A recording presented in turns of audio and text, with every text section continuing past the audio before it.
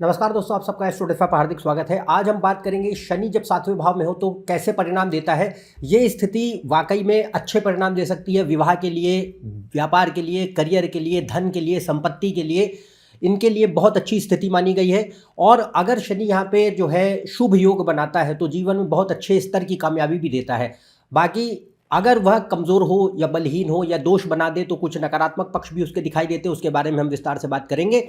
और अगर कोई प्रॉब्लम्स दिखाई देती हैं आपको लाइफ में उससे रिलेटेड, तो उसके उपाय क्या है उनके बारे में भी चर्चा होगी। तो आइए अपने इस वीडियो को शुरू करते हैं।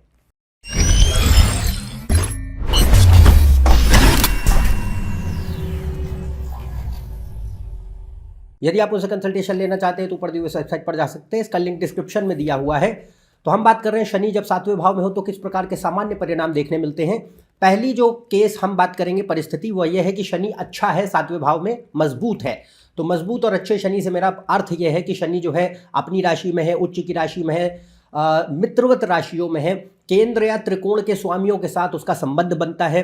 सातवें भाव में शनि बहुत अच्छा माना जाता है क्योंकि सातवें भाव में शनि दिग्बली है, डायरेक्शनल स्ट्रेंथ उसे मिलती है। दूसरा, जिस भी ग्रह की राशि में वह बैठा है वह कुंडली में अच्छी स्थिति में होना ज़रूरी है ताकि उसे बल मिले। और अंततः सबसे महत्वपूर्ण बात वह यह है कि सूर्य चंद्र लग्नेश ये कुंडली में अच्छी स्थिति में होने अनिवार्य है। अगर ये कमज़ोर पड़ेंगे तो बाकी ग्रह आपके कितने ही अच्छे क्यों ना बैठे, परिणाम अपेक्षा के अनुसार आप कभी भी नहीं देखते। उनके जो स्ट्रेंथ होती है कुंडली की, बल, वो घट जाता है। दशाएं अगर चलेंगे भी तो भी जो है आपको परिणाम अपने हिसाब से देखने नहीं मिलेंगे। तो सूर्य चंद्र लग्नेश जितने बलशाली और सातवें भाव में शनि जितने शुभ योग बनाएगा उतने जो है उसके पास शक्ति होगी अच्छे परिणाम देने की। अब बात करते हैं कि मजबूत शनि के सातवें भाव में परिणाम हो क्या सकते हैं। तो सबसे पहली बात जो ये दिखाई देती है कि ये शनि, देखिए, कितना ही बलशाली हो, व्यक्ति को मेहनत ज़रूर कराता है और अनुभवों से सिखाता है। तो यहाँ पे सातवें भाव में शनि जब भी हो अच्छा है तो ये व्यक्ति को जीवन के अनुभवों के माध्यम से जल्दी परिपक्वता देता है, अर्ली मैच्योरिटी देता है। व्यक्ति अनुभवों से काफ़ी हद तक सीखते हैं। एक होता है किताबी ज्ञान, एक होता है वास्तविक अनुभवों के द्वारा प्राप्त किया गया ज्ञान। तो वह शनि यहाँ पे ज़्यादा देता है। इसके अलावा ये व्यक्ति को काफ़ी यथार्थवादी बनाता है, प्रैक्टिकल, चतुर है, तर्कशील है, दिमाग से, बुद्धि से सोचने की आदत है, धैर्यशीलता है, धैर्यवान है, पेशेंस, कर्मठता है। शनि जुझारू ग्रह, मंगल शनि अगर अच्छे होंगे तो व्यक्ति को कर्मठ बनाएंगे, अनुशासन देते हैं, प्रतिबद्धता देते हैं, किसी काम को करने के प्रति व्यक्ति हार नहीं मानता, कर्तव्य निष्ठता होती है, जिम्मेदारी का एहसास और भाव दोनों होते हैं। इसके अलावा थोड़ा ये अवसरवादी सामाजिक स्तर यानी स्वभाव देता है, यानी अपॉर्चुनिस्टिकली सोशल, क्योंकि सातवां भाव हमारे इर्द गिर्द समाज का है, जो सोसाइटी में हम जिंदा हैं वो सातवां भाव है, लोगों का सातवां भाव है। तो शनि यहाँ पे आपको काफ़ी अच्छे सोशल कनेक्शंस देता है, लोगों से संपर्क देता है। पर यहाँ पे जो मित्रवत एक बात होती है कि बड़ी घनिष्ठ मित्रता है किसी से, वह कम होती है। यहाँ पे आपके लोग अक्वेंटेंसेस बहुत हो सकते हैं, लोगों से आपकी जानकारियाँ बहुत हो सकती हैं, अच्छे अच्छे सोर्सेज और कॉन्टैक्ट्स हो सकते हैं। पर जो मित्र होते हैं, क्लोज फ्रेंड्स, उनकी संख्या काफ़ी कम होती है। तो ये व्यक्ति को सोशल कनेक्शंस और के माध्यम से ज़्यादा आगे फोकस लेके चलता है बनिस्बत की एक क्लोज इमोशनल कनेक्शन के विद फ्रेंड्स। तो ये अच्छे पक्ष हैं जो शनि के सातवें भाव पे देखने पे मिलते हैं। इसके अलावा भौतिकवादी महत्वाकांक्षाओं को बढ़ाता है, और ये सिर्फ भौतिक आकांक्षाओं को नहीं बढ़ाता, उसमें सफलता भी देता है भौतिक जीवन में। तो भौतिक महत्वाकांक्षाएं अर्थ है कि भाई अच्छी स्तर के जीवन जी पाए, धन संपत्ति, यश, ऐश्वर्य, समृद्धि, संपदा, घर, ज़मीन, जायदाद, गाड़ी, अच्छा पद, प्रतिष्ठा, मान, सम्मान, ये भौतिक आकांक्षाएं हैं, हम में से सभी की होती हैं। तो शनि जो है यहाँ पे उनको बढ़ाता भी है। दूसरा, अगर अच्छा है, और बाकी योग आप ज़रूर देखें क्योंकि हम यहाँ पे सूर्य चंद्र लग्नेश अच्छे मान के चल रहे हैं, तो अगर ये अच्छे हैं तो व्यक्ति के भीतर इस तरीके की प्रवृत्ति भी देंगे कि ये सिर्फ ख्वाहिशें ना रखे, कुछ काम भी करे उसके लिए। तो शनि का अर्थ होता है कि जो महत्वाकांक्षाएं हैं उसके लिए आप काम क्या कर रहे हैं, it is a planet of actions, not just thinking.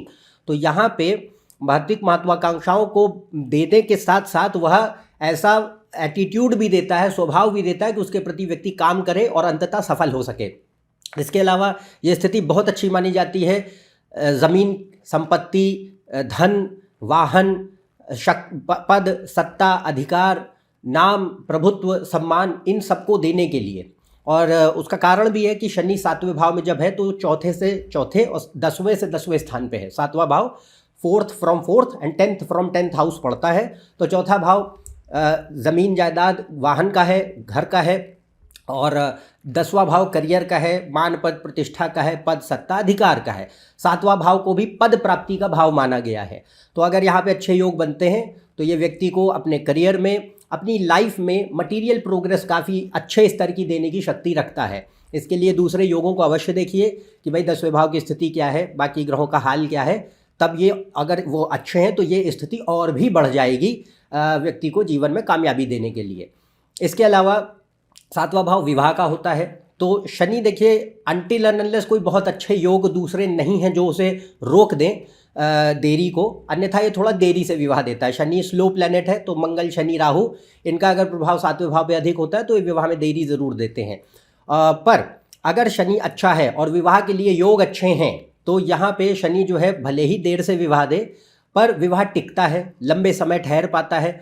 और उसमें थोड़ी बहुत चीज़ें कभी आप देख सकते हैं, जैसे पोसेसिव एटीट्यूड है, स्वामित्व, एक दूसरे के ऊपर अधिकार जमाने की प्रवृत्ति हो सकती है, थोड़ा भावनात्मक असंतुष्टि कभी कभी हो सकती है, नीरसता का भाव कभी खड़ा हो सकता है, काम के चलते दूरियों का पक्ष दिखाई दे सकता है। ये सब थोड़ी छोटी मोटी चीज़ें कभी कभी होती दिखाई देती हैं। अंततः यह है कि अगर शनि अच्छे स्थान पे, अच्छी स्थिति में बैठा है और विवाह के लिए बाकी योग अच्छे हैं। विवाह को कैसे देखा जाता है इसके ऊपर मैंने कई सारे वीडियोज़ बनाए हैं, पूरी प्लेलिस्ट है, ऊपर आप उसको देख सकते हैं। मैरिज इन एस्ट्रोलॉजी कैसे देखी जाती है, बहुत सारे वीडियोज़ हैं, वो अलग हैं कि भाई उसमें विवाह को डिटेल में देखा जाए।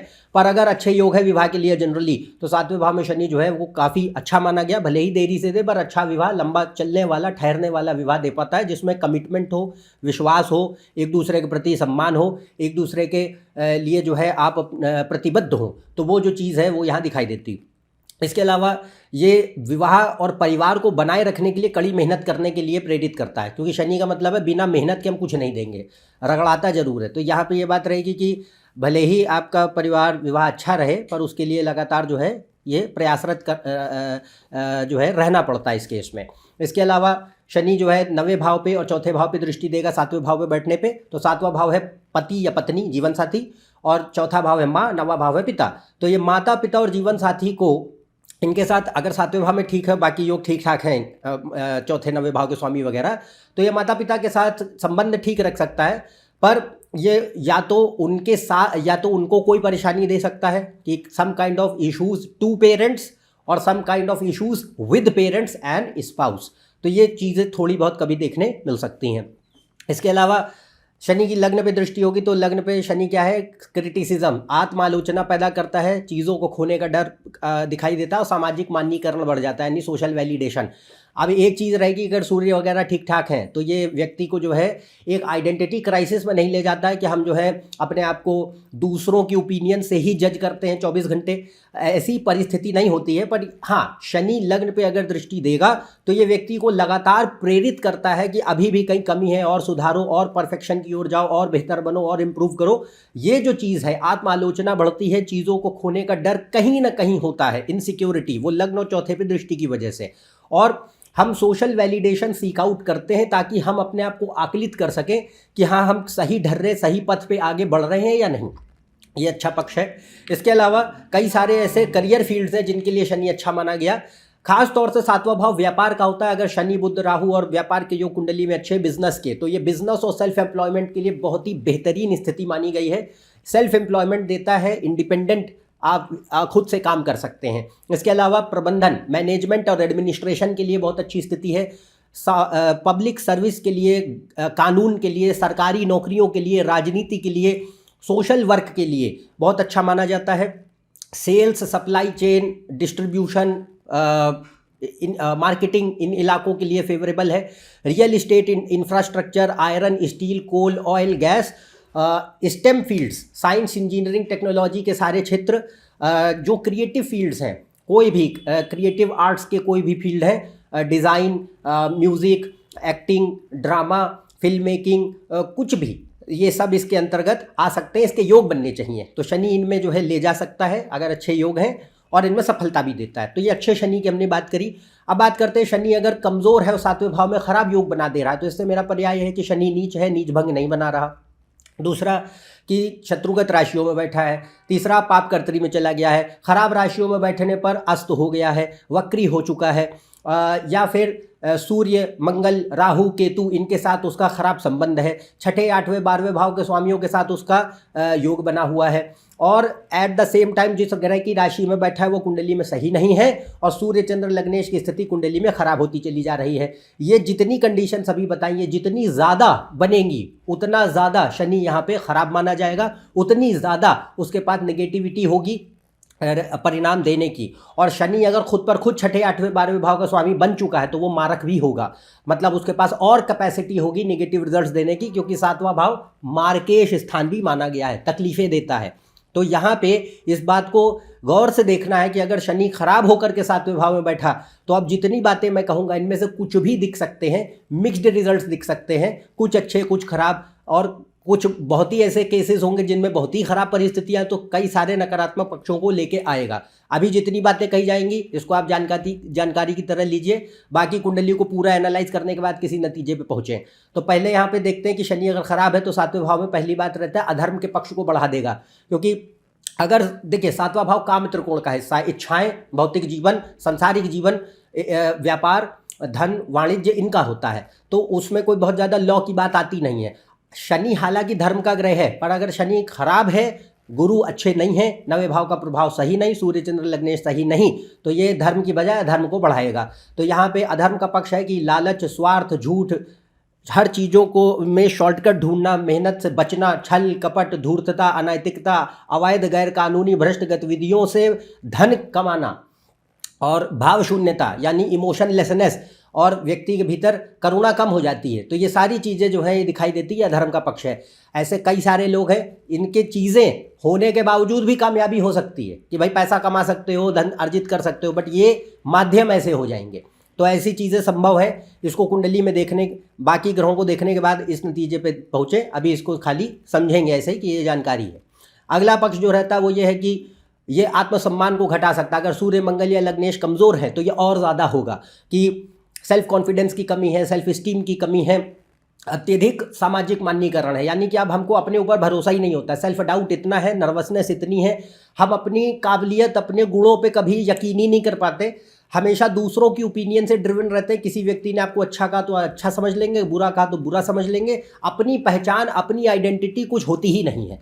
तो यहाँ पे ये बात रहती है कि ये अत्यधिक सामाजिक मान्यीकरण मानी डेस्परेट सोशल वैलिडेशन पैदा कर रहा है, आइडेंटिटी क्राइसिस पैदा कर रहा है, सेल्फ स्टीम इश्यूज पैदा कर रहा है, सेल्फ कॉन्फिडेंस घटा रहा है, सेल्फ डाउट बढ़ा रहा है, नर्वसनेस बनी रहती है।